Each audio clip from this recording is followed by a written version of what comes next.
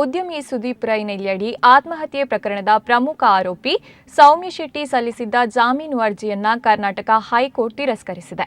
ಕಳೆದ ಮಾರ್ಚ್ನಲ್ಲಿ ನಡೆದ ಈ ಪ್ರಕರಣದಲ್ಲಿ ಸುದೀಪ್ ರೈ ಆತ್ಮಹತ್ಯೆಗೆ ಸೌಮ್ಯ ಶೆಟ್ಟಿ ನೀಡಿದ ಮಾನಸಿಕ ಕಿರುಕುಳ ಹಾಗೂ ಆತ್ಮಹತ್ಯೆಗೆ ಪ್ರಚೋದನೆ ಕಾರಣ ಎಂದು ಆರೋಪಿಸಿ ಸುದೀಪ್ ಅವರ ತಂದೆ ಬಿ ದಾಮೋದರ ರೈ ಕಾರ್ಕಳ ನಗರ ಪೊಲೀಸ್ ಠಾಣೆಯಲ್ಲಿ ದೂರನ್ನು ದಾಖಲಿಸಿದರು. ಪ್ರಕರಣದ ಗಂಭೀರತೆಯನ್ನು ಪರಿಗಣಿಸಿ ಉಡುಪಿ ಜಿಲ್ಲಾ ಪೊಲೀಸ್ ವರಿಷ್ಠಾಧಿಕಾರಿ ಹರಿರಾಮ್ ಶಂಕರ್ ಅವರ ನಿರ್ದೇಶನದ ಮೇರೆಗೆ ತನಿಖೆ ನಡೆಸಿದ ಕಾರ್ಕಳ ನಗರ ಪೊಲೀಸರು ಏಪ್ರಿಲ್ 11ರಂದು ಸೌಮ್ಯ ಶೆಟ್ಟಿಯನ್ನು ಉಡುಪಿಯಲ್ಲಿ ಬಂಧಿಸಿದರು. ಬಳಿಕ ಉಡುಪಿ ಜಿಲ್ಲಾ ನ್ಯಾಯಾಲಯವು ಏಪ್ರಿಲ್ 30ರಂದು ಆಕೆಯನ್ನ ಜಾಮೀನು ಅರ್ಜಿಯನ್ನು ತಿರಸ್ಕರಿಸಿತ್ತು. ಸದ್ಯ ಇದೀಗ ಹೈಕೋರ್ಟ್ ಕೂಡ ಜಾಮೀನು ನಿರಾಕರಿಸಿದ್ದು ಆರೋಪಿ ಸೌಮ್ಯ ಶೆಟ್ಟಿಗೆ ಮತ್ತಷ್ಟು ಹಿನ್ನಡೆಯಾಗಿದೆ. ಪ್ರಕರಣದಲ್ಲಿ ಈಗಾಗಲೇ ಚಾರ್ಜ್ ಶೀಟ್ ಸಲ್ಲಿಕೆಯಾಗಿದ್ದು ತನಿಖೆ ವೇಳೆ ಹಲವು ದಾಖಲೆಗಳು ಮತ್ತು ಸಾಕ್ಷ್ಯಗಳು ಲಭ್ಯವಾಗಿದೆ ಎಂದು ತಿಳಿದುಬಂದಿದೆ.